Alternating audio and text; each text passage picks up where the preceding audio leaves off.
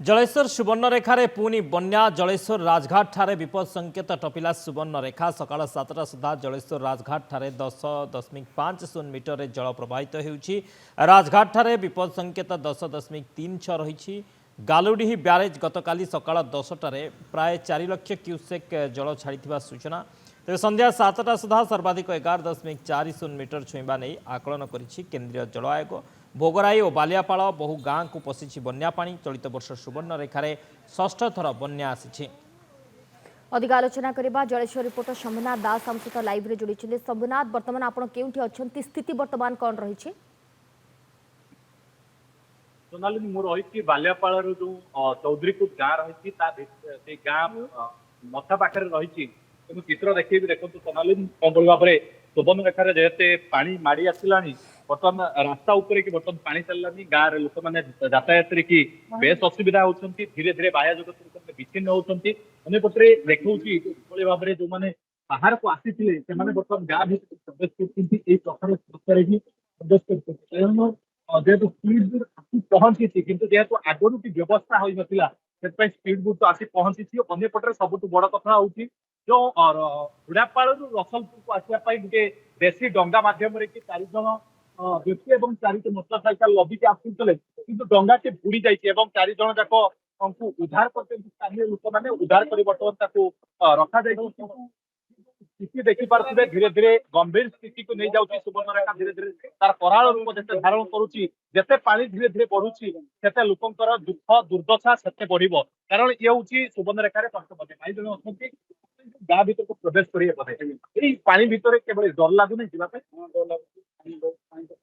सकाल तो पानी घंटा पर 8 घंटा केमती कौन सुविधा कौन नहीं बेग्रे कौन आलू प्याज मार्केट कर कौन खाई मार्केट ये भाई जन को आसी किसी मार्केटिंग करने कहीं घंटे भितर कि पानी बहुत माड़ी जाइए असुविधा केवल देखुं पानी धीरे धीरे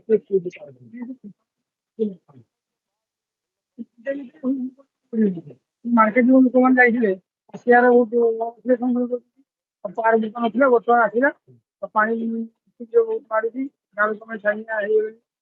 निश्चित भाव में जो गाँ लोक मन में गोटे प्रकार डर जागृत है कहीं ये सुवर्णरेखा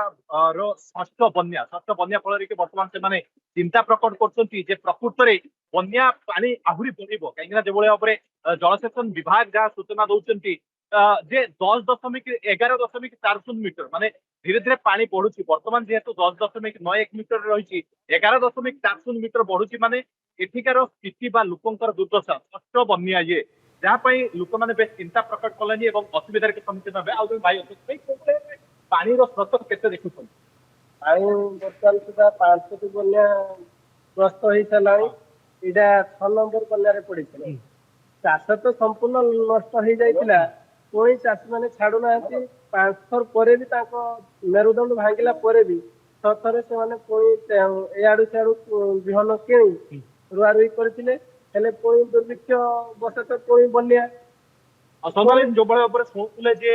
चाषी गोटे प्रकार मेरुदंड भांगी देती कारण या आगुरी जेहेतु 5टी पंचम बन्या को सम्मुखीन करते जहाँ तली पकई से तली नष्ट हो जाता बारंबार बन्या आसाला परवर्ती पर्यायर से चेष्टा करते जो चाष जमी गुड़िक रही सेगुड़ी पुणी थे चाष कार्य आरंभ करेंगे चाष करेंगे अन्यत्र उंचा बिल जो गुड़िक रही जो बिहान थिला से सब स्थान कि बिहन आनी बिहन आनी तली रुई ये पाखापाखि आंठुए उच्चर पानी लोके नाही नथिबा असुविधार सम्मुखीन होउछंती। धन्यवाद शंभुनाथ आपनका समस्त सूचना पाए।